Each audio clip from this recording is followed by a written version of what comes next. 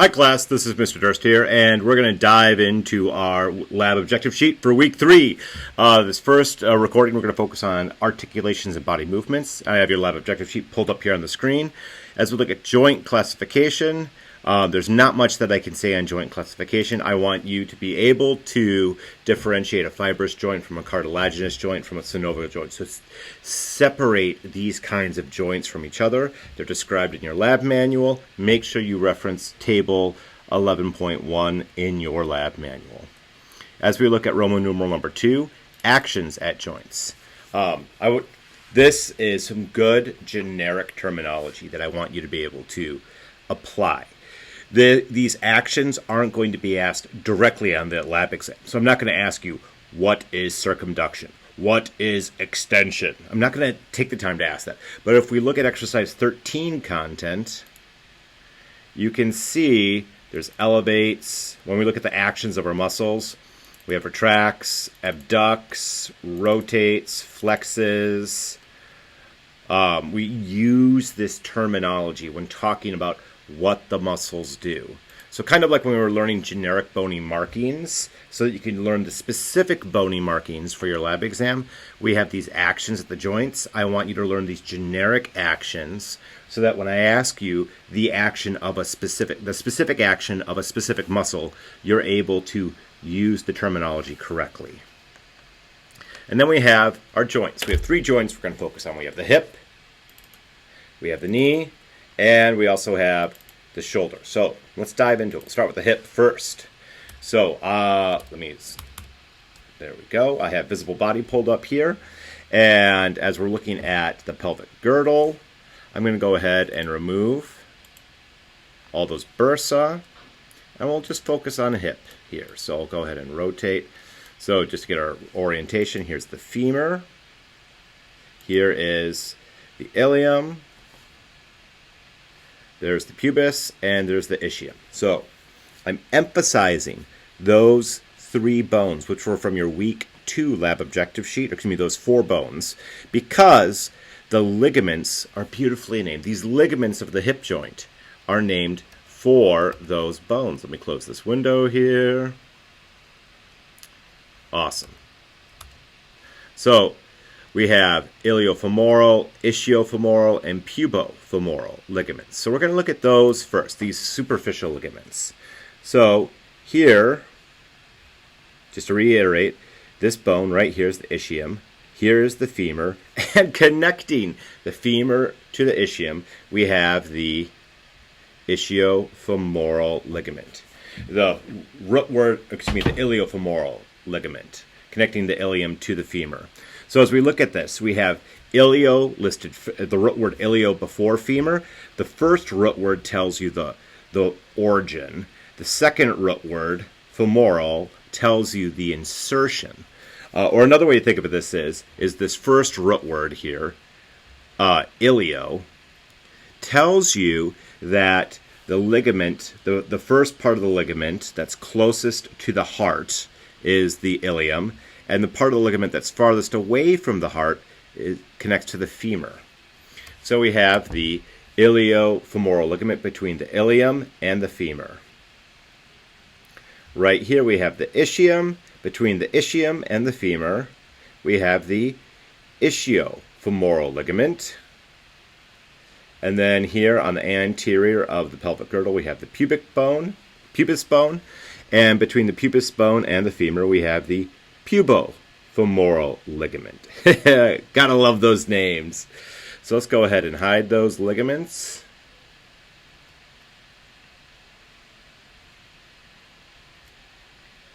So now we can see more of the pelvic girdle. We can see the ilium, the pubis bone, and the ischium. And then here, around the outer edge of the acetabulum, we have some soft connective tissue.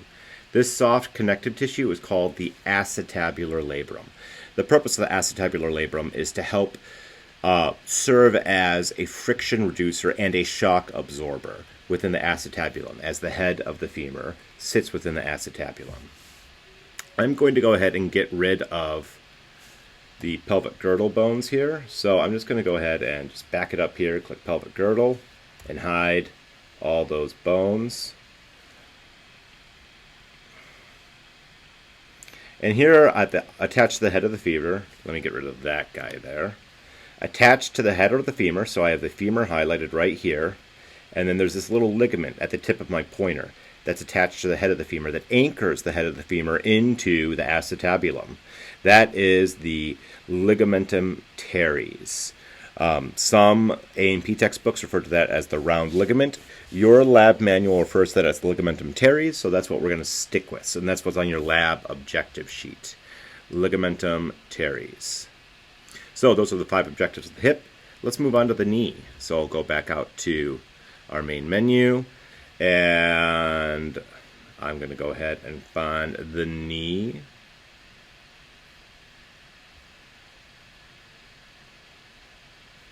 That is not a pre-made view, and that's just fine. We'll just go with the full skeleton. We can work with the full skeleton. And down here we have a knee. And I'm going to need to clean this up just a bit. So we'll get rid of this guy and that guy. There's a little bit of extra flavor on this.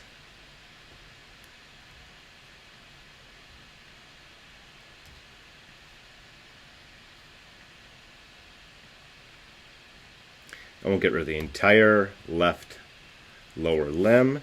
So here we go. We have a nice cleaned up right knee to look at. So let's get our frame of reference here. We have the femur that I've highlighted.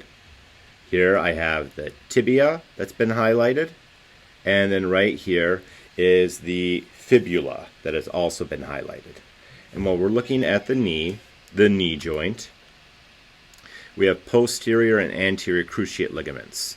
I want to emphasize here this cruci root word.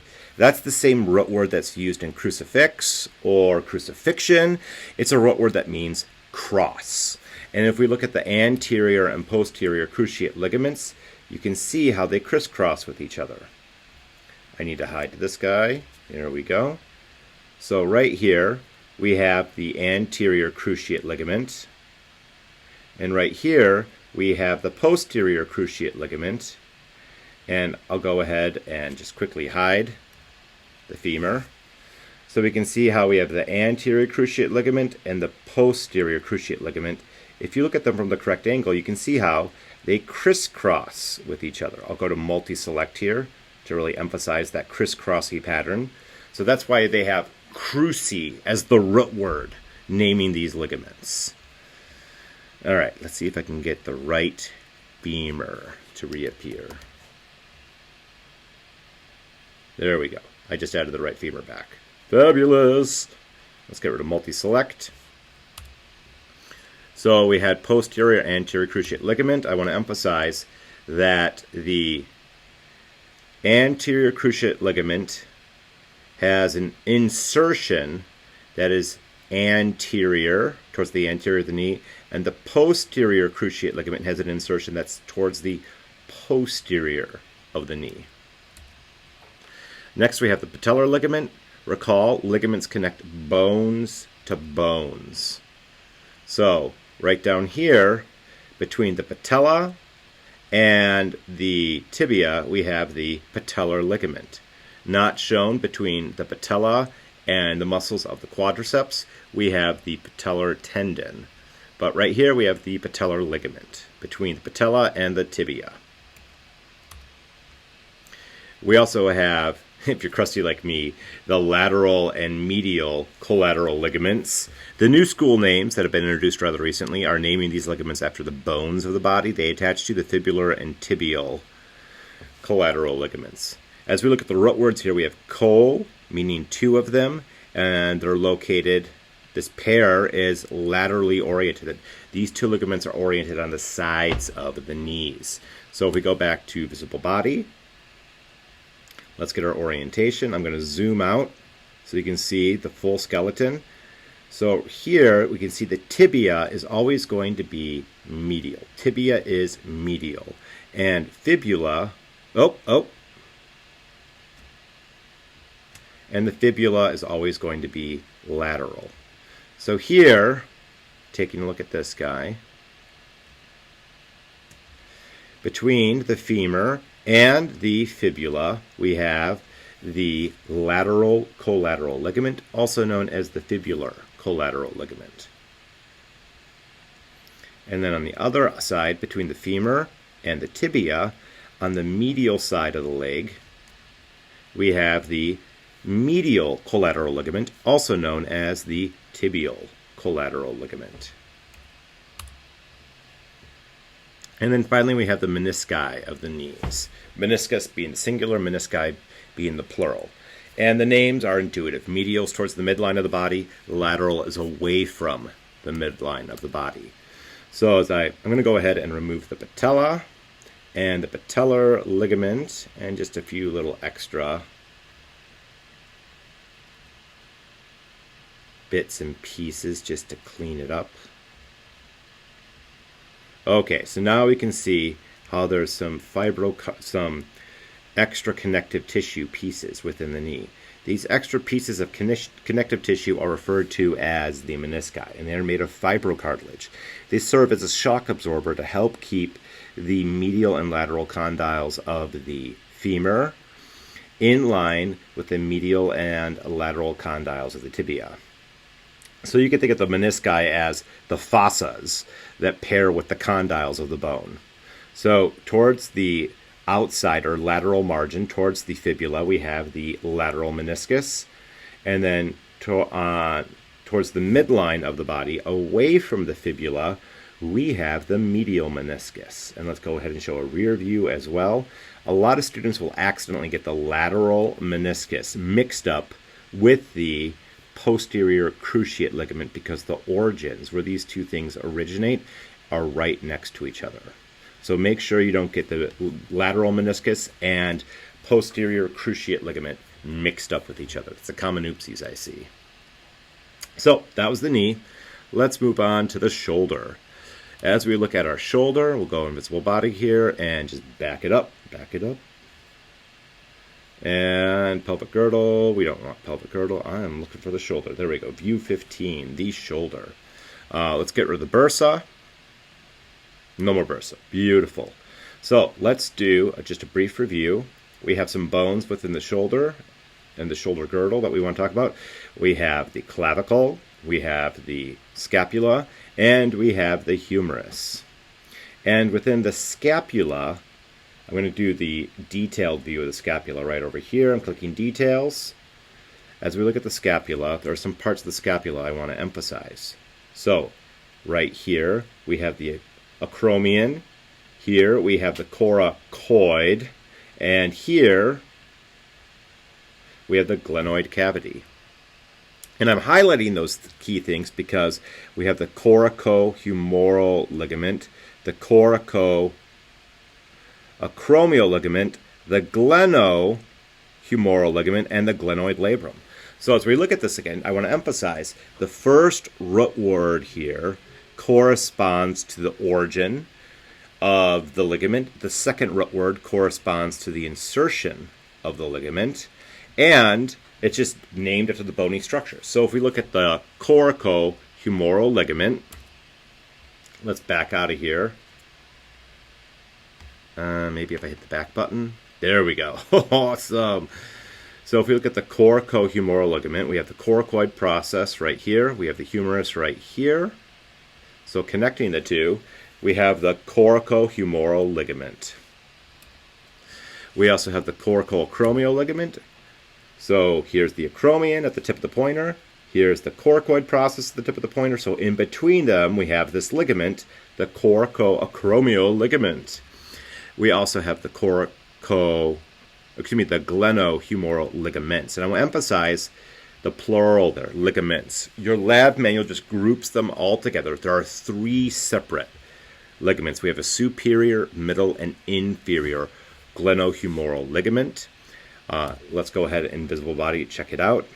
So here we have, from the glenoid cavity to the humerus, we have the superior glenohumeral ligament. Here we have the middle glenohumeral ligament, and then finally the inferior glenohumeral ligament, which also wraps around to the posterior of the shoulder girdle as well. or shoulder joint.